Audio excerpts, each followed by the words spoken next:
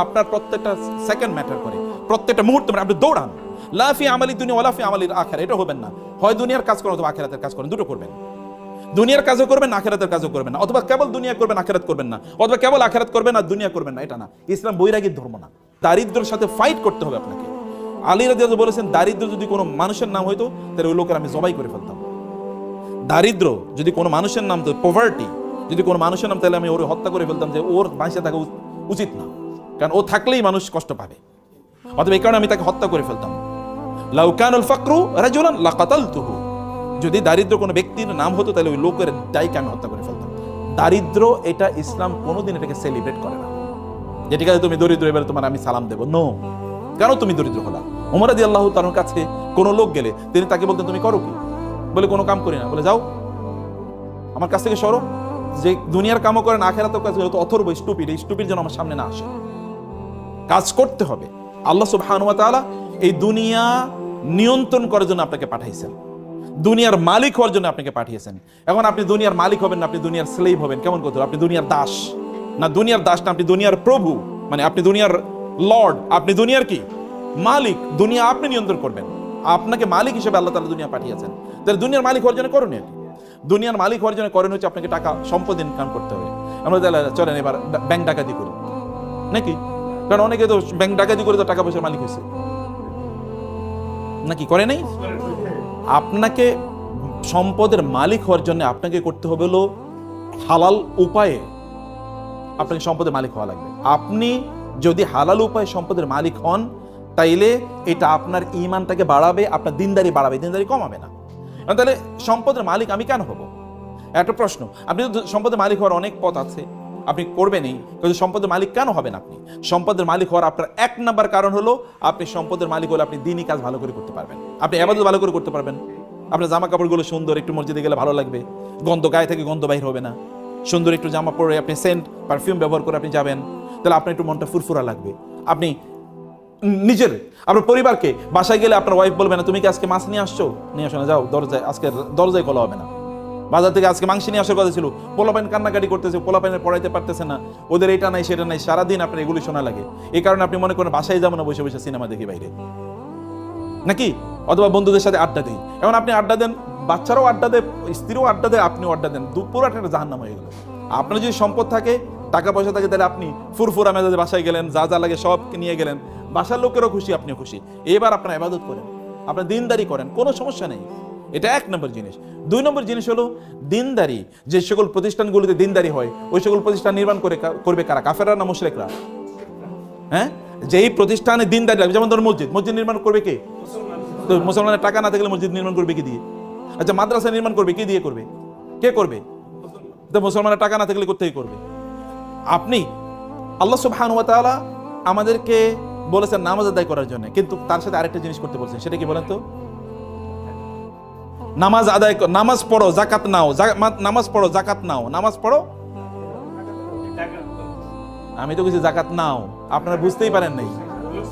নামাজ পড়ো, যাকাত নাও, আল্লাহ বলেছেন নাকি? না বলছেন কি নামাজ পড়ো? আপনি কি ভিক্ষা করে যাকাত দেবেন নাকি? তাহলে আপনাকে টাকা উপার্জন করে, নামাজ যেরকম ফরজ, যাকাত দেও কি?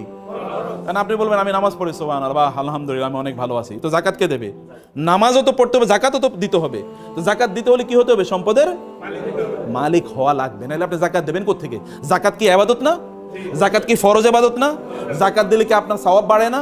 যাকাত দিলে কি আল্লাহর কাছে সম্মান বাড়ে না? তো আপনি কেবল জান্নাতে চলে যাবেন নামাজ পড়ে, যাকাত না দিয়ে আপনি জান্নাতুল ফেরদৌসের মালিক হয়ে যাবেন? নো, যাকাত দেওয়ার মালিক হওয়া লাগবে। তো যাকাত দেওয়ার মালিক হতে হলে কি লাগবে? টাকা ইনকাম করতে হবে, সম্পদ ইনকাম করতে হবে। সম্পদ ইনকাম না করলে আপনি কেমনে করবেন? এখন আমরা সম্পদ ইনকাম করতে পারছি না, আমরা এখন হয়ে গেছি কি জানেন? আমরা কেবল এখন হচ্ছে কনজিউমার হচ্ছে আমরা ভোক্তা।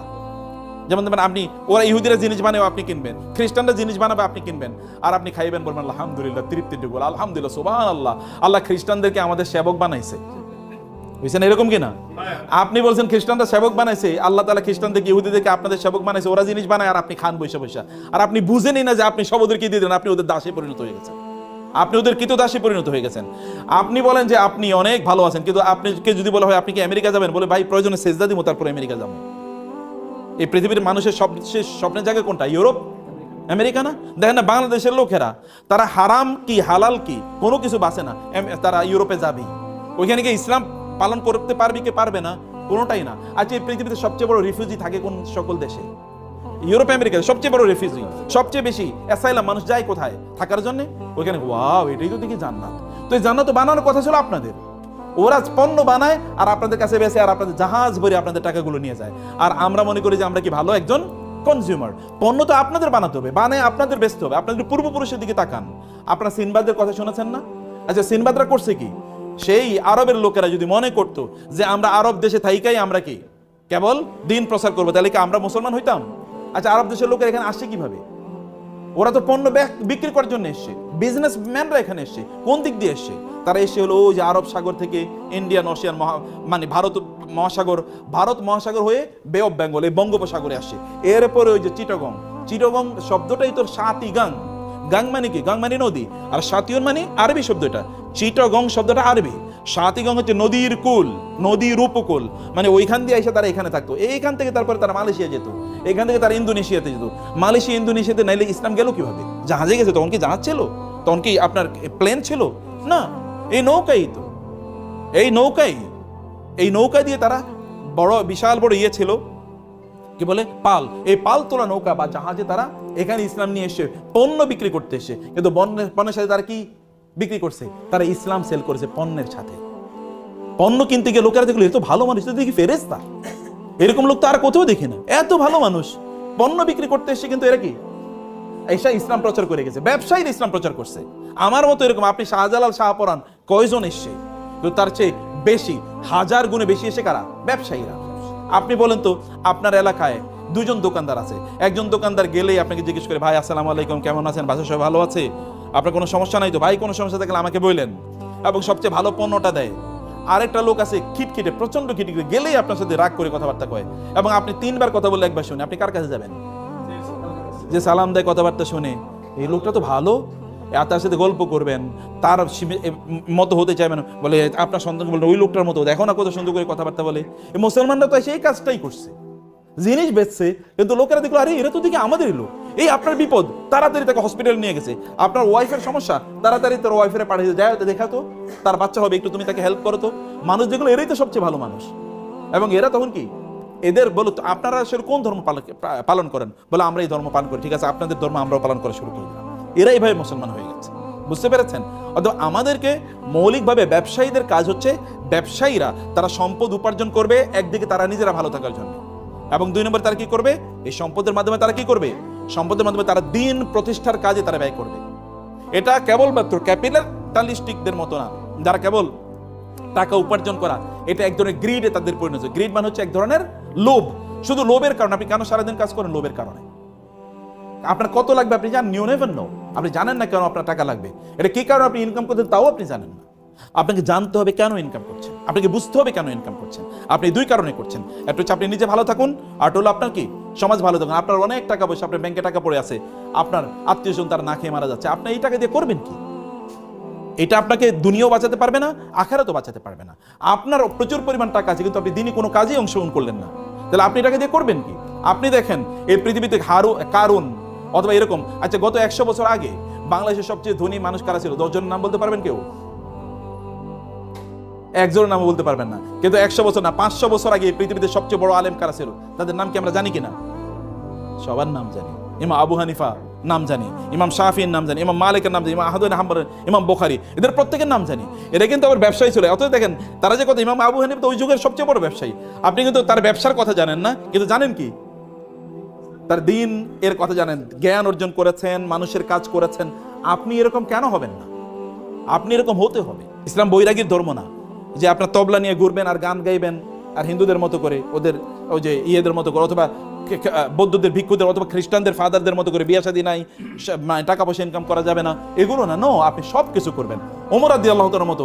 আপনি আধা পৃথিবীর, অর্ধ পৃথিবীর শাসক। কিসের ডোনাল্ড ট্রাম্প, আর কিসের আপনার ওই যে বাইডেন, অথবা কিসের বারাক ওবামা, কিসের বিল ক্লিন্টন? ওইরকম 1 কোটি বিল ক্লিন্টন আনলে একটা ওমরের পায়ের কাছেও কি একটা নখের সমান না, এত ক্ষমতা ওমর রাদিয়াল্লাহু তাআলা আনহু, এত পাওয়ারফুল, আধা পৃথিবী শাসন করেন। তারপর রাতের বেলা কি নামাজে তাহাজ্জুদের মধ্যে দাঁড়ায় কাঁদেন, আল্লাহ তুমি কি আমাকে ক্ষমা করে দিয়েছো নাকি ক্ষমা করো নাই? এবং বলেন আল্লাহ, ফোরাত নদীর তীরে যদি কোনো কুকুর না খেয়ে মারা যায় তাহলে তো আমাকে তুমি জিজ্ঞেস করবা। এবং এই কারণে লোকদেরকে বলেন খবরদার, কোনো কুকুরও যেন না খেয়ে না থাকে, কোনো কুকুরের খাবারও যেন এরকম না হয় তাকে প্রোভাইড করা না, তা অবশ্য প্রোভাইড করতে হবে, তা নিশ্চিত করতে হবে। রাস্তা মসৃণ করতে হবে, সে ফোরাত নদীর তীর অর্থাৎ ইরাকে 1000 মাইল দূরে, সেখানে রাস্তা যেন মসৃণ হয়। আপনাকে এরকম মানুষে পরিণত হবে। যুদ্ধ করবেন কি দিয়ে? আপনি টাকা দিয়ে তো যুদ্ধ করতে হবে। আপনি ধরেন ইসলাম প্রচার করবেন, এখন আপনি ইসলাম প্রচার করার জন্য আপনি একটা মাহফিল করবেন, টাকা লাগবে না? এবার ভিক্ষা করবেন? আমরা মুসলমানদেরকে একটা ভিক্ষুকের জাতি বানাইছি। মসজিদ বানাবো, একটা রাস্তায় একটা থালা নিয়ে বসে থাকলো, ভাই আল্লাহর রাস্তে কিছু দেন না, মানে মইরা গেলে কি করবেন, এরকম ভিক্ষার জাতি তো আমরা ছিলাম না। আপনি একা এরকম টাকা পয়সার মালিক হন যে আমি মসজিদ টাকা বানিয়ে দেবো, আমি মাদ্রাসা টাকা বানাবো, আমি এরকম 50 জন লোককে আমি পড়াবো, আমি এরকম 10 জন আলেম বানাবো, এরকম টাকা পয়সার মালিক হওয়া লাগে। তাহলে আপনার দুনিয়ার জন্য ইনকাম হলো, আখিরাতের জন্য আপনি গর্ব করে চলতে পারবেন, আপনি মর্যাদার মতো করে চলতে পারবেন। অন্য লোকেরা আপনাদের দেশে থাকবে, যা আমরা বাংলাদেশে গিয়ে থাকবো, কারণ ওইখানকার লোকেরা ভালো, কারণ ওইখানে ব্যবসার প্রফিট আছে। তখন আপনি আমেরিকা গিয়ে পালিয়ে থাকবেন না, অথবা দিল্লিতে বলবেন না যে ওইখানে গিয়ে থাকি, ওইটা আমার বাপদাদার বাড়ি, পালিয়ে ওইখানে চলে যায়, এটা আপনি তখন মনে করবেন। আপনি মনে করেন না আমার বাপদাদার বাড়ি এটা, আমি এখানেই থাকবো, আমি এগুলোকে নিয়ন্ত্রণ করবো। You will have to do it. আপনার নিজকে সম্পদের মালিক হওয়া লাগবে, আপনার নিজকে ব্যবসায়ীতে পরিণত করতে হবে, এবং আপনি সম্পদের মালিক হবেন এই দুটো পারপাসকে সামনে রেখে, এই দুটো পারপাসকে সামনে রেখে। এবং তাইলে আপনি দেখবেন যে আপনি ওয়াইদু লাহুম মাসতাতআতু মিন কুওয়াতিন ওয়া বিররিবাতিল খাইলি, আল্লাহ তাআলা রাসূলকে বলেছেন আপনি ওদের বিরুদ্ধে যুদ্ধ করার জন্য ঘোড়ার আস্তাবল তৈরি করুন। এখন ঘোড়ার আস্তাবল কেন তৈরি করে, কি দিয়ে তৈরি করে বলেন? ঘোড়ার আস্তাবল মানে আপনার সবচেয়ে ভালো দামি ঘোড়া এখানে উৎপাদন করা লাগবে। আবার গাড়ির দামি ঘোড়া উৎপাদন করলে ঘোড়ার খাবার দেওয়া লাগবে না? খাবার আপনাকে, তার মানে আলাদা কি, এই যে মানে বিভিন্ন প্রাণীর যে খাবার, এগুলোকে ফিস্ট না ইয়ে বলে, হ্যাঁ, এই যে বিভিন্ন এগুলো আপনার ফিস্টের জন্য আপনাকে আলাদা ফ্যাক্টরি ডেভেলপ করা লাগবে। আবার এগুলো ধরেন রোগ আছে, রোগের চিকিৎসা করার জন্য কি আলাদা এই যে ভেটেরিনারি সিস্টেম আপনাকে ডেভেলপ করা লাগবে। আবার এগুলোকে বিক্রি করার জন্য আলাদা বাজার ব্যবস্থা তৈরি করতে হবে, চেন মার্কেট মানে সাপ্লাই চেন ম্যানেজমেন্ট আপনাকে তৈরি করতে হবে, আপনাকে আলাদা দক্ষ লোক তৈরি করতে হবে। এটা হিউজ ইন্ডাস্ট্রি। আল্লাহ তার রাসূলকে বলছেন মদিনা ইন্ডাস্ট্রি ডেভেলপ করেন, কারণ এটা অ্যাগ্রারিয়ান ইকোনমি, ওখানে কেবল এগ্রিকালচারাল প্রোডাকশন হয়, এগ্রিকালচার তো থাকবে, তার পাশাপাশি ইন্ডাস্ট্রি তৈরি করেন। 1500 বছর আগে আল্লাহ রাসূলকে বলছেন ইন্ডাস্ট্রি তৈরি করেন, আর আমরা 1500 বছর পরে এসে আমরা কোন ইন্ডাস্ট্রি ডেভেলপ করলাম না। আপনি ডেভেলপ করা লাগবে, সমাজের মানুষের জন্য কাজ করতে হলে আপনাকে সম্পদের মালিক হওয়া লাগবে। কিন্তু সম্পদ যেন আপনার অন্তরে না চলে যায়। সম্পদ থাকবে কোথায়? হাতে থাকবে সম্পদ, কিন্তু অন্তরে থাকবে কি আল্লাহ। আল্লাহ থাকবেন অন্তরে, হাতে থাকবে সম্পদ, এর মাধ্যমে গোটা পৃথিবীর মালিক আমরাই হয়ে যাব। আমাদের পূর্বপুরুষরা প্রায় 1200 বছর একচ্ছত্রভাবে গোটা পৃথিবী চালাইছে। আপনাদের বাপদাদারা, ভালো করে শুনেন, আপনাদের বাপদাদা মানে কি? আমাদের পূর্বপুরুষরা। এরা এই ইন্ডিয়ান সাবকন্টিনেন্ট কত বছর চালাইছে মুসলমানরা বলেন তো? কি যে 200 বছর, কি বলেন? 800 বছর। এই ইন্ডিয়া মুসলমানদের অধীনে, মোগলদের অধীনে, এটা 800 বছর ছিল। 800। ইউরোপ, এই যে আজকে যে ইউরোপ দেখতে পাচ্ছেন আপনারা, এত ইন্ডাস্ট্রিয়াল ডেভেলপমেন্ট, এই পুরো ইউরোপ তৈরি করছে মুসলমানরা। ইউরোপের লোকেরা আগে বছরে তারা 2-3 দিন গোসল করতো, যেমন শাহবাগীরা বছরে 1-2 বার গোসল করে। অথবা দেখবেন আপনি হিন্দুরা, ওরা মনে করে গোসল কম করা ভালো। বুঝতে পেরেছেন? এটা ইউরোপিয়ানদের, এটা তাদের ইয়ে ছিল যে গোসল কম করলে আল্লাহ ওয়ালা হওয়া যায়। এটা আমি একটু বুদ্ধিজীবী টাইপ। এবং ওরা নারীদেরকে, এখানকার হিন্দুদের মতো ওদের নারীদেরকে ওরা জীবন্ত হত্যা করতো। স্বামী মারা গেছে, এই মহিলারা বাঁচিয়ে রাখার দরকার নাই। এবং রাস্তাঘাট সব অন্ধকারের মধ্যে জীবনযাপন করতো। মুসলমানরা ওইখানে গিয়ে তারা বলছেন রাস্তা হবে, রাস্তার মধ্যে কি এই যে নিয়ন লাইট এখন দেখছেন না, এটা মুসলমানরা এখন থেকে 1200 বছর আগে তৈরি করছে। মুসলমানরা এখন ইউরোপের বাড়িঘরগুলো দেখবেন মুসলমানদের, ওই আলহামরা, আপনারা ইন্টারনেট যদি ঘাটতে বুঝেন তাহলে আলহামরা বলে একটা সার্চ দেবেন। আলহামরা এটা স্পেনের প্রাসাদের নাম আলহামরা। এই আলহামরার মতো করে এখন ইংল্যান্ডের সকল বাড়িগুলো আলহামরার মতো, মানে ওইখান থেকে ওরা শিখেছে architecture, building technology, civil engineering, mechanical engineering, এগুলো সব মুসলমানদের অবদান। মেডিকেল সায়েন্স মুসলমানদের, ফুল মেডিকেল সায়েন্সটা মুসলমানরা ডেভেলপ করছে, যেটাকে ইবনে সিনা বলা হয়, he is father of medical science. এবং এই যে ওষুধ বানানোর ফুল পদ্ধতিটা মুসলমানদের আবিষ্কার, কেমিস্ট্রি পুরোটা মুসলমানদের আবিষ্কার, ফিজিক্স পুরোটা মুসলমানদের, নিউটন এটা তো মুসলমানদের সূত্র চুরি করে জাবের ইবনে আল হাইসামের সূত্র 4.5 বছর আগে, 450 বছর আগে জাবের ইবনে হাইয়ান এই সূত্র দিয়েছে। ওই সূত্র চুরি করে তারপরে নিউটনের সূত্র বানাইছে। এখন এই কথা তো আমরা বলতে পারি না, কারণ আমরা তো এখন কি, এখন হচ্ছে আমরা দুর্বল। আমরা এই কথা বললে মানুষ বলে এটা পাগল। আমাদের সন্তানরাই তো বিশ্বাস করবে না, আমাদের সন্তানরাই বিশ্বাস করবে না। অথচ পৃথিবীর এখনো মুসলমানদের হাতে প্রায় 70,000 এরকম বিজ্ঞানের বই আছে, যেগুলো যদি এখন অনুবাদ করা যেত তাহলে গোটা পৃথিবী ম্যাচমারেজ হয়ে যেত। কিন্তু কে করবে? এখন তো মুসলমানরা কেবল খায় দায় ফুর্তি করো। আপনার টাকা হইলে আপনি ইউরোপে গিয়ে একটা ট্যুর দিয়ে আসবেন, যে ওইখানে যাই, তাই না? কারণ ওইখানে গেলেই তো এখনো মুসলমানরা ধরেন 40,000 ফিট উপরে উঠার পরে এরপরে ওই যে আপনার বিমান বালাকাটাকে বলে লাল পানি আছে, লাল পানি আছে, এই আশপাশে তাকায় কেউ দেখা যায় পরিচিত কেন একটু লাল পানি দাও, কারণ বাসায় দেশে খাইতে পারে না, ওইখানে গিয়ে একটু লাল পানি খায়। এই চরিত্রওয়ালা মুসলমানকে দিয়ে কি হবে? আপনাকে চরিত্রবান হওয়া লাগবে। টাকা পয়সার মালিক হন, গোটা পৃথিবী নিয়ন্ত্রণ।